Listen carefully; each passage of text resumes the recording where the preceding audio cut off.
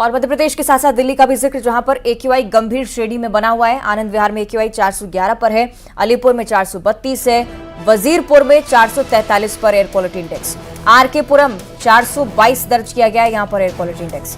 लगातार इस चीज को लेकर गंभीरता व्यक्त की जाती है।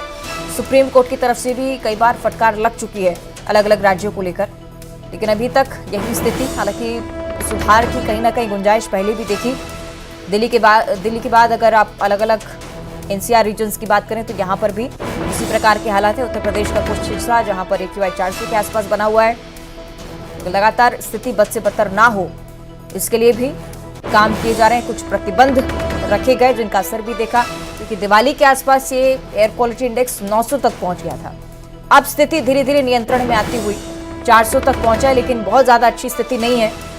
थोड़ा और नीचे अगर होता है तो बेहतर हालात माने जाएंगे। दिल्ली का ये जिक्र है, जिसमें मध्य प्रदेश को लेकर अगर जानकारी आप देखें एक्यूआई से रिलेटेड, पूरे राज्य में सबसे ज्यादा ग्वालियर की स्थिति खराब है।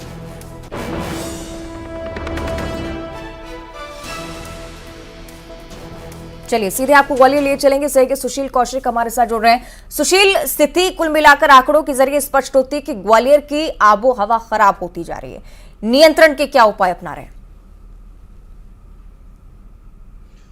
बिल्कुल, देखिए, अगर कहें तो मध्य प्रदेश में सबसे जहरीली हवा अगर है तो वो ग्वालियर की है। ग्वालियर का एक्यूआई लेवल पिछले 24 घंटे के अंदर देखें तो 345 तक पहुंच गया। सिर्फ ग्वालियर ही नहीं बल्कि जबलपुर जैसा शहर, वहां पर भी एक्यूआई लेवल 310 है। इसके अलावा इंदौर, भोपाल, उज्जैन, कटनी जैसे शहरों का जो एक्यूआई लेवल है वो 200 से 250 तक है। यानी इन सभी करीब 8-10 शहरों में एक्यूआई लेवल पुअर है। ग्वालियर की आबोहवा सबसे ज़्यादा जहरीली है। और यहाँ इंतजामातों की बात करें तो प्रशासन लगातार जिन इलाकों में सड़कों का निर्माण चल रहा है वहाँ पर सुबह के वक्त पानी का छिड़काव करवा रहा है, ताकि यहाँ धूल के कण ना उड़े, जिससे PM10 का स्तर बढ़ने के चलते एक्यूआई लेवल लगातार घातक स्तर तक पहुँच रहा है। इसके साथ ही जो प्रदूषण फैलाने वाले वाहन हैं, चाहे ग्वालियर के डीजल टेम्पुओं की बात करें या पुराने वाहनों की बात करें, तो लगभग 12,000 से ज़्यादा ऐसे सवारी वाहन हैं जो डीजल से संचालित है और पुराने हैं। इनके खिलाफ भी प्रदूषण नियंत्रण बोर्ड लगातार कार्रवाई कर रहा है। जिन पे घातक स्तर का प्रदूषण फैलाने का मामला नजर आ रहा है, उन वाहनों के खिलाफ चालानी कार्रवाई की जा रही है। 3 दिन में करीब 500 से ज़्यादा ऐसे वाहनों के चालान बनाए गए हैं।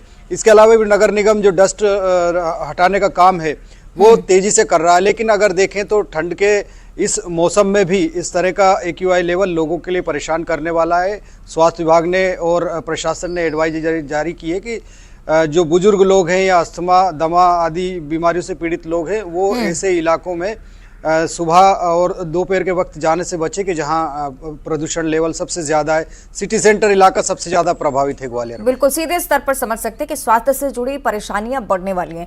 सुशील बने रहेगा हमारे साथ। दिल्ली से हमारे साथ संदीप पांडे फोन लाइन पर जुड़ रहे हैं। संदीप, दिल्ली की स्थिति भी बताइएगा। 900 से 400 पर आए, लेकिन 400 पर से भी ऐसी स्थिति अभी नहीं है जिसमें आप संतोष कर सके। 200 100 तक पहुंचने के इस पैमाने को किस प्रकार से देखा जा रहा है? कैसे नियंत्रण के उपाय? नहीं, अभी आगे राहत मिलने की उम्मीद है। हालांकि सोमवार को बूंदाबांदी होने की आशंका है। इसी दरमियान भले ही दिल्ली वासियों को कुछ प्रदूषण से राहत मिल जाए, वरना दिल्ली का एक्यूआई लगातार 400 के आसपास बना हुआ है। नई दिल्ली का जो इलाका है वहां पे वर्तमान में एक्यूआई 388 है, लेकिन 20 से 25 इलाके करीब ऐसे हैं दिल्ली के जहाँ पर एक्यूआई 400 अभी भी पार बना हुआ है। ऐसे में दिल्ली में प्रदूषण लगातार बना हुआ है। ये स्थिति तब है जब कोर्ट लगातार सरकार को फटकार लगा रहा है कि प्रदूषण नियंत्रण के उपाय किए जाए, लेकिन जो भी प्रयास यहाँ पे किए गए वो नाकाफी साबित हुए। ऐसे में जो खासकर अस्थमा के रोगी हैं, हार्ट के रोगी हैं, इनको मुसीबतों का सामना करना पड़ रहा है। बुजुर्ग हैं, गर्भवती महिलाएं हैं, बच्चे हैं, इनको सबसे ज्यादा दिक्कतें हो रही है। डॉक्टर भी बाहर मास्क लगाकर निकलने की सलाह दे रहे हैं।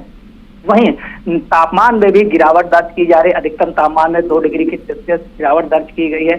ऐसे में आर्द्रता भी बढ़ गई है। आगे चलकर यदि बूंदाबांदी नहीं होती है तो प्रदूषण की स्थिति और भयावह होगी। लिहाजा प्रदूषण से सामना करने के लिए दिल्ली वासियों को तैयार रहना होगा। बाहर निकलते वक्त अपने जो भी उपाय के संसाधन हैं उसको लेकर चलना होगा, खासकर मास्क लगाकर चलना होगा।